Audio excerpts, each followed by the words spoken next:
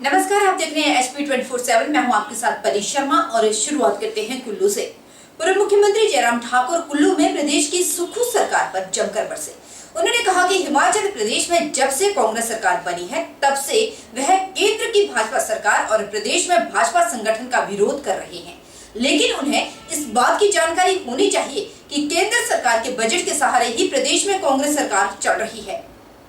पूर्व मुख्यमंत्री जयराम ठाकुर ने कहा कि भाजपा 5 वर्ष से पहले ही सत्ता में काबिज होगी और सुक्खू सरकार 5 वर्ष का कार्यकाल पूरा कर नहीं पाएगी। कुल्लू में पूर्व सीएम जयराम ठाकुर ने कहा कि अब प्रदेश में हर जिला में इस तरह की रैलियां होंगी। सुक्खू सरकार के दिमाग में जो संस्थान बंद करने का फतूर चढ़ा है उसे जल्द ही हटा दिया जाएगा और सरकार बनने के दूसरे दिन ही इन्होंने 600 से अधिक संस्थान बंद कर दिए। पिछले कल की बैठक में 20 कॉलेज और 200 स्कूल बंद कर दिए गए। अब तक बंद किए गए संस्थानों की संख्या 900 पहुंच चुकी है।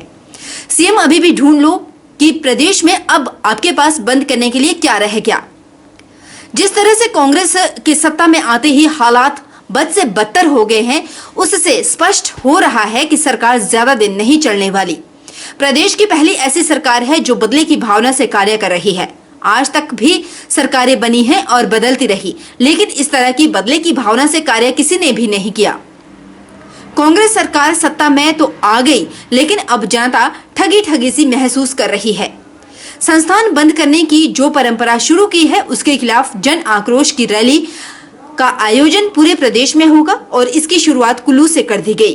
13 मार्च को राज्यपाल को ज्ञापन सौंपा जाएगा और विधानसभा सत्र के दौरान घेराव भी किया जाएगा। और इस बात को लेकर के भी हम बड़ा स्पष्ट कर रहे हैं कि जो हालात पैदा किए जा रहे हैं इस प्रकार की ये शुरुआत करके आने वाले समय में जब भारतीय जनता पार्टी की सरकार हिमाचल प्रदेश में बनेगी तो हमें भी जो कांग्रेस का कार्यकाल जितना भी रहेगा, 1 साल का नहीं, 2 साल का नहीं, जो भी कार्यकाल रहेगा, 5 साल का कार्यकाल संभावना नहीं है पूरा होने की सरकार की, जो लग रहे हैं हालात, लेकिन पूरे कार्यकाल के निर्णयों को भी रिव्यू करेंगे और जहां बदलने की जरूरत होगी वहां पर उनको बदलेंगे। या शिखर की ओर हिमाचल हर जगह विकास हो रहा था, सड़कें रिकॉर्ड बनी। हिमाचल के इतिहास में लगभग 5000 किलोमीटर सड़क 5 वर्षों में कभी नहीं बनी। 2700 किलोमीटर का रिकॉर्ड पहले का था और हमने 5000 किलोमीटर के करीब सड़क पहुंचाई हिमाचल प्रदेश में, ग्रामीण क्षेत्रों में, दूर दराज के इलाकों में। और आज जो सड़कों के काम सारे बंद कर दिए गए। सड़कों में जो काम करने वाले जो ठेकेदार, उनकी LOC पिछले सरकार बनने के बाद जो है सबकी बंद कर दी है। IPH में भी, PWD में भी और दूसरे विभागों में टेंडर जितने भी हुए थे, अधिकांश टेंडर रद्द कर दिए गए। अधिकांश टेंडर रद्द नहीं किए तो उनको रोक दिया गया है। और इसका अभिप्राय बड़ा सीधा सा है। हिमाचल प्रदेश के मुख्यमंत्री सुखविंदर सिंह सुक्खू जी ने कहा कि हिमाचल में श्रीलंका जैसे हालात हो जाएंगे आने वाले समय में, ऐसे अपनी बात में कहा। और जहां हम कहते थे शिखर की ओर हिमाचल, और यहाँ सही मायने में इनके नेतृत्व में, कांग्रेस पार्टी के नेतृत्व में श्रीलंका की ओर हिमाचल हो रहा है। तो ऐसे में मुझे लगता है कि जो कांग्रेस ने जो निर्णय लिए हैं, कॉलेज बंद कर दिए, स्कूल बंद कर दिए और 900 संस्थान बंद कर दिए, जिसमें हेल्थ इंस्टीट्यूशन, खास तौर से दूर दराज के इलाके में स्वास्थ्य की सुविधा लोगों को घर द्वार में मिल सके इसलिए खोले थे, वो सारे के सारे बंद कर दिए। तो ऐसे में हमने तय किया पार्टी की ओर से हम विरोध करेंगे। विधानसभा के अंदर भी, विधानसभा का 3 दिन का सत्र धर्मशाला में था, उस दौरान भी हमने विरोध किया। और अभी हमने तय किया हम मार्च का जो बजट सेशन होगा तो उसमें हम विधानसभा के अंदर भी बात कहेंगे, लेकिन इससे पहले हम लोगों के बीच में जाकर के भी इसका विरोध करेंगे। पूर्व भाजपा सरकार में खोले गए संस्थानों को डी-नोटिफाई करने के विरोध में बीजेपी लगातार प्रदेश भर में विरोध प्रदर्शन कर रही है। शिमला में भाजपा शिमला शहरी ने उपायुक्त कार्यालय के बाहर सरकार के खिलाफ जमकर नारेबाजी की और धरना प्रदर्शन भी किया गया। आरोप लगाया कि वर्तमान कांग्रेस सरकार संस्थानों को डी-नोटिफाई करके गलत परंपरा शुरू कर रही है। पूर्व मंत्री और वरिष्ठ भाजपा नेता सुरेश भारद्वाज ने प्रदेश सरकार की तुलना पाकिस्तान सरकार से करते हुए कहा कि पाकिस्तान में भी आर्थिक हालात ठीक नहीं है और एडवाइजरों के बलबूते सरकार चल रही है। हिमाचल प्रदेश में भी एडवाइजरों के सहारे मुख्यमंत्री सरकार चला रहे हैं। कैबिनेट रैंक के साथ अपने चहेतों को मुख्यमंत्री नियुक्तियां दे रहे हैं, जिससे फिजूल खर्ची बढ़ी है। विधायकों के साथ मुख्यमंत्री का तालमेल नहीं है। गारंटी को लेकर कह रहे हैं कि 5 साल में पूरी करेंगे, लेकिन अपनी ही गारंटी नहीं है कि सरकार चल भी पाएगी या नहीं। पूर्व की भाजपा सरकार ने जनहित में अलग अलग संस्थान खोले थे, जिन्हें बंद करके वर्तमान सरकार लोगों को प्रताड़ित करने का काम कर रही है, जिसे भाजपा बर्दाश्त नहीं करेगी। मामले को लेकर विधानसभा के सदन के अंदर और बाहर विरोध जाहिर किया जाएगा। वहाँ पर वो अंग्रेजों के टाइम से बनी हुई है, पॉपुलेशन के हिसाब से जो है वो उसका अपग्रेडेशन होना था। केवल मात्र नए पुलिस कर्मचारी वहां पर तैनात होने थे, जो वहां पर काम कर रहे थे सब कुछ कर दिया था। इसी प्रकार से कोटी, आपका बल्दिया की तहसीलें, सब तहसील बनाई थी, जिनको शिमला आना पड़ता है। आज जो है वो उन सबको बंद कर दिया गया है। आप रिव्यू करिए, समीक्षा करिए, जिसमें आपका जो है वो काम प्रारंभ नहीं हुआ है, जो फंक्शनल नहीं हुए हैं, ऐसे इंस्टीट्यूशन बंद कर दीजिए, या उनको रिव्यू करिए कि वो खोलने या नहीं खोलने। लेकिन जो काम कर रहे हैं जनता की उम्मीदों के अनुसार जो है वो एक पार्टी पावर में जो होती है, वो सरकार जो बनती है वो कंटिन्यूटी में होती है। ये एक गलत परंपरा बना रहे हैं कि जो पिछली सरकार ने काम किया वो सब के सब खत्म कर दिए जाएं और ये अब नए काम जो है वो प्रारंभ करेंगे। और उसके लिए कहते हैं हमारे पास 5 साल का टाइम है, अभी हमारे को जरूरत नहीं है करने की। जो गारंटियां भी दी हैं वो भी 5 साल बाद जो है वो पूरी करेंगे। और अपनी गारंटी इनकी अब रही नहीं है कि ये खुद स्वयं जो है रहेंगे या नहीं रहेंगे। तो केवल मतलब मिनिस्टरों के ऊपर कोई इनका जो है वो एमएलए के ऊपर जो है विश्वास नहीं है। ये जो लोग बाहर खड़े हैं उनको एडवाइजर्स बना रहे हैं, उनको कैबिनेट रैंक दे रहे हैं और उनके सहारे सरकार चला रहे हैं और फिजूल खर्ची जो है वो अपने जो कर रहे हैं। 2024 के लोकसभा चुनाव में राहुल गांधी के भारत छोड़ो अभियान का पूरे देश में कांग्रेस पार्टी को लाभ मिलेगा। सांसद प्रतिभा सिंह ने कहा कि भाजपा संसद के अंदर और बाहर कांग्रेस की आवाज को दबाने का कार्य किया जा रहा है, जिसके खिलाफ राहुल गांधी ने लोगों के बीच में जाकर भारत जोड़ो अभियान शुरू किया।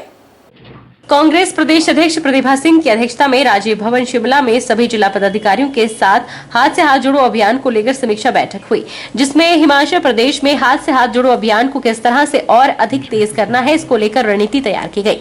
प्रतिभा सिंह ने कहा कि भारत जोड़ो यात्रा का कांग्रेस पार्टी को भविष्य में लाभ मिलेगा। भाजपा के भारत जोड़ो यात्रा के सफल न होने के दावों में किसी भी तरह का दम नहीं है। बेशक पूर्वांचल राज्य में कांग्रेस को ज्यादा बहुमत नहीं मिला है, लेकिन बावजूद इसके पार्टी इन राज्यों में भी काफी मजबूत हुई है। ऐसा नहीं लगता कि भी उनका कार्यक्रम सफल नहीं हुआ है। आप सभी ने देखा है कि किस तरीके से भारत जोड़ो यात्रा में हजार नहीं लाखों की संख्या में लोग राहुल गांधी से जुड़े और उन्होंने जो संदेश देने की कोशिश की, वो संदेश हमने हर क्षेत्र तक, हर स्टेट में पहुंचाने का प्रयास किया है। तो जो ये बीजेपी के लोग ये कहते हैं कि वो सफल नहीं हुआ, उसकी वजह से ये नॉर्थ ईस्टर्न स्टेट्स में हमारे को हमारी स्टेट हम उसमें कांग्रेस सफलता नहीं हासिल कर पाई, ये बिल्कुल निराधार बात है। और हम इस अभियान को जारी रखते हुए हम हर क्षेत्र में जाकर ब्लॉक स्तर पर और घर डोर टू डोर जाकर इस संदेश को देंगे, ताकि अगला चुनाव भी हमारा 2024 में होने जा रहा है, उस बात को भी ध्यान में रखते हुए हम अपने वोटर्स तक अपना संदेश पहुंचाएंगे। समय समय पर किसी की मदद के लिए आप हमेशा आगे आते ही हैं, लेकिन आज 8 साल के इस बच्चे की जिंदगी के लिए आपकी फिर मदद की दरकार है। ब्लड कैंसर से जूझ रहा 8 साल का आयुष्मान जीना चाहता है। उसके इलाज के लिए 50 लाख की जरूरत है और आपकी छोटी सी मदद भी आयुष्मान को नया जीवन दे सकती है। आयुष्मान, जिसका अर्थ लंबे समय तक जीना है, लेकिन ऐसे नाम का मात्र 8 वर्ष का मासूम बच्चा जिसने अभी तक जिंदगी जी ही नहीं और कुछ जिंदगी में देखा ही नहीं, वही आयुष्मान आज ब्लड कैंसर से जूझ रहा है। जिला कुल्लू के भुंतर के गांव शाडाबाई के रहने वाला आयुष्मान तीसरी कक्षा में पढ़ता है और जिंदगी जीना चाहता है, स्कूल जाना चाहता है, सबकी तरह पढ़ लिख कर एक अच्छा मुकाम हासिल करना चाहता है, लेकिन स्कूल जाने की इस उम्र में वो अस्पतालों के चक्कर काट रहा है और अस्पताल के बेड पर लेटा हुआ है। आयुष्मान को ब्लड कैंसर है, इलाज पीजीआई से चल रहा है और खर्चा भारी भरकम है। आयुष्मान के पिता प्रमोद शर्मा प्राइवेट स्कूल चलाते हैं और वे अपने बेटे के इलाज के लिए अपनी सारी जमा पूंजी लगा चुके हैं और अब बच्चे का बोन मैरो ट्रांसप्लांट होना है, जिसके लिए 50 लाख रुपए की आवश्यकता है। इतनी भारी धनराशि का इंतजाम करना प्रमोद शर्मा के लिए मुश्किल ही नहीं बल्कि नामुमकिन है। बेटे के इलाज के लिए अब उन्होंने लोगों से मदद की गुहार लगाई है। तस्वीरें उस बेबस वो लाचार पिता की है जिनकी खुशी अपने बेटे आयुष्मान से है, लेकिन वो आयुष्मान आज बिस्तर पर है और अपनी जिंदगी जीने के लिए किसी का सहारा तलाश रहा है। ये वो बेबस पिता है जो अपने परिवार के लिए एक वक्त ढाल बनकर खड़ा रहता था, लेकिन आज वो खुद को बेबस और कमजोर समझ रहे हैं। बेटे की हालत की वजह से इनकी आंखों से अश्रु रुकने का नाम ही नहीं ले रहे। जो दूसरों का सहारा बनते थे, आज उन्हें आप सबकी मदद की जरूरत है। वहीं रूंधे गले से प्रमोद शर्मा ने बताया कि उनकी एक बेटी और एक बेटा है।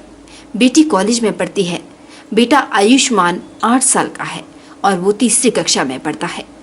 फरवरी 2020 में उन्हें बेटे की बीमारी का पता चला और तब से लेकर आज तक उसका इलाज लगातार जारी है।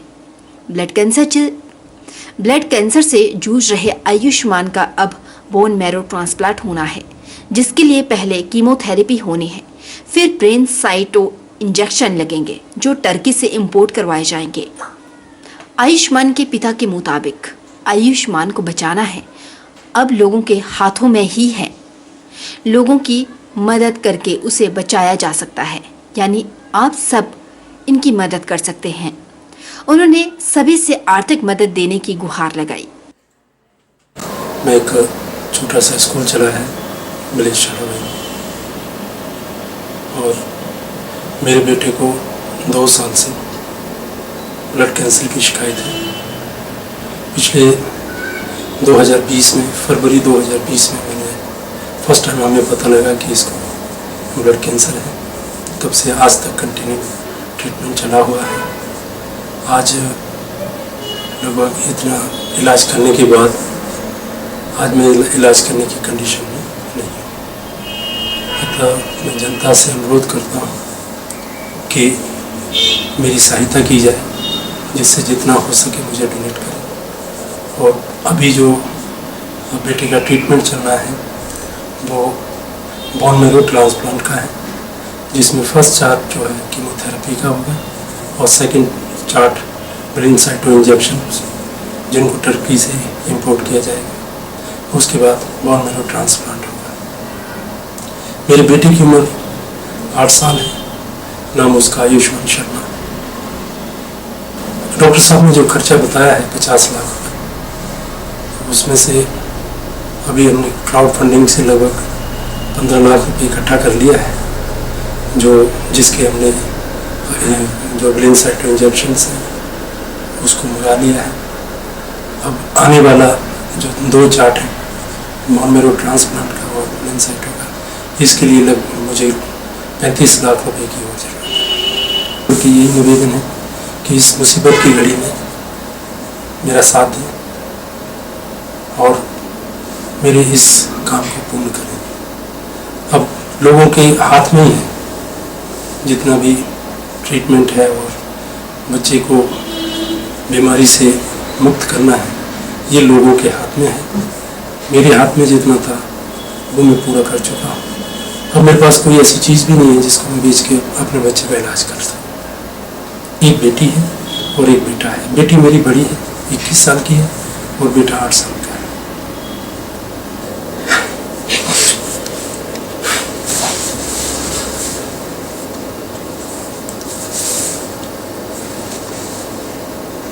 उसकी कुछ बातें जो आपको हमेशा याद दिलाती हैं? उसकी हर एक बात याद दिलाती है।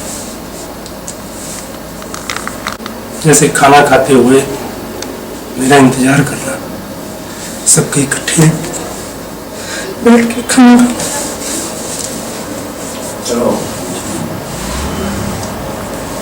उसकी मम्मी क्या करती हैं? मम्मी हाउस वाइफ है। क्या उसकी मम्मी अभी उसके साथ है? जी, मम्मी और उसकी बहन दोनों साथ में। हम परिवार में 4 ही आदमी हैं, मैं, मिसेज और मेरे 2 बच्चे। फादर मदर हैं, बैकबोन टूटी हुई है, किसी तरह का कोई सोर्स नहीं है। किसकी बैकबोन टूटी? मेरी, मतलब हेल्पलेस। आप किसी ज्यादा आप काम नहीं कर सकते? नहीं, मैं काम कर सकता हूँ, बैकबोन फाइनेंशियल बिल्कुल खत्म हो चुका। मुख्यमंत्री सुखविंदर सिंह सुक्खू की अध्यक्षता में हुई कैबिनेट मीटिंग में ओपीएस के लागू होने से हिमाचल के 1.36 लाख कर्मचारी लाभान्वित होंगे और भविष्य में जो नए कर्मचारी सरकारी सेवा में नियुक्त होंगे वे पुरानी पेंशन व्यवस्था में आएंगे। इस फैसले का जिला कांग्रेस ने स्वागत किया। कांग्रेस प्रवक्ता रोहित शर्मा ने ओपीएस के मुद्दे पर भाजपा की बयानबाजी पर पलटवार करते हुए कहा कि भाजपा को कर्मचारियों के बारे में बोलने का कोई हक नहीं है, क्योंकि भाजपा सरकार ने अपने कार्यकाल में कर्मचारियों पर लाठीचार्ज तक करवाया था और उनकी मांगों को अनसुना किया है। हमीरपुर में जिला प्रवक्ता रोहित शर्मा ने कहा कि प्रदेश में मुख्यमंत्री सुखविंदर सिंह सुक्खू के नेतृत्व में सरकार सभी 10 गारंटी को चरणबद्ध तरीके से पूरा करेगी। सरकार का यह फैसला ऐतिहासिक है और इससे कर्मचारियों की लंबे समय से चली आ रही मांग भी पूरी हुई है। कांग्रेस प्रवक्ता रोहित शर्मा ने ओपीएस के मुद्दे पर भाजपा की बयानबाजी पर पलटवार करते हुए कहा कि भाजपा को कर्मचारियों के बारे में बोलने का कोई हक नहीं है। भाजपा सरकार ने अपने कार्यकाल में कर्मचारियों पर लाठीचार्ज तक करवाया था और उनकी मांगों को अनसुना किया गया। उन्होंने कहा कि इस फैसले से प्रदेश के कर्मचारी वर्ग और उनके परिवारों को राहत मिलेगी। उन्होंने कहा कि कांग्रेस सरकार चुनावों के समय दी गई 10 गारंटी को पूरा करेगी, जिसके लिए भाजपा को चिंता करने की आवश्यकता नहीं है। हिमाचल प्रदेश में सरकार बनी और जब से मुख्यमंत्री ठाकुर सुखविंदर सिंह सुक्खू मुख्यमंत्री बने वो पहले दिन से प्रयासरत हैं कि हिमाचल प्रदेश के कर्मचारियों को जो हमारी पहली गारंटी है ओपीएस उसको कैसे लागू किया जाए। वो दिन प्रतिदिन इसमें आगे बढ़ रहे हैं। पिछले कल उन्होंने ओपीएस का प्रस्ताव जो है कैबिनेट ने अप्रूव किया है। मैं इसका स्वागत करता हूँ और बहुत जल्द इसकी नोटिफिकेशन भी सरकार द्वारा कर दी जाएगी। जो बहुत शोर मचा रहे हैं और भारतीय जनता पार्टी के जो कुछ एक नेतागण हैं वो कहते हैं कि कांग्रेस की जो गारंटियां हैं उसके ऊपर उनको बहुत चिंता है। मैं उनको कहना चाहता हूं कांग्रेस की गारंटियों पर उनको चिंता करने की आवश्यकता नहीं है। कांग्रेस की सरकार और मुख्यमंत्री इस पर गंभीर हैं और जो लोग आज हम पे सवाल उठा रहे हैं वो लोग हैं जिन्होंने कर्मचारियों के ऊपर विधानसभा के बाहर लाठियों से प्रहार किया था, उनके ऊपर लाठियां चलाई थी, झूठे मुकदमे कर्मचारियों के ऊपर बनाए थे। आज किस मुंह से कांग्रेस पार्टी के ऊपर ये आरोप लगाते हैं कि कांग्रेस की गारंटियां जो हैं वो झूठ की गारंटियां हैं। कांग्रेस की गारंटियां 100% अक्षरशः लागू होंगी। मुख्यमंत्री इसके ऊपर बहुत संवेदनशील हैं और वो इसको एक एक करके 5 वर्षों में इसको एक एक करके लागू किया जाएगा। वक्त छोटे से ब्रेक का, ब्रेक के उस पार जल्द लौटेंगे। बन रही हमारे साथ।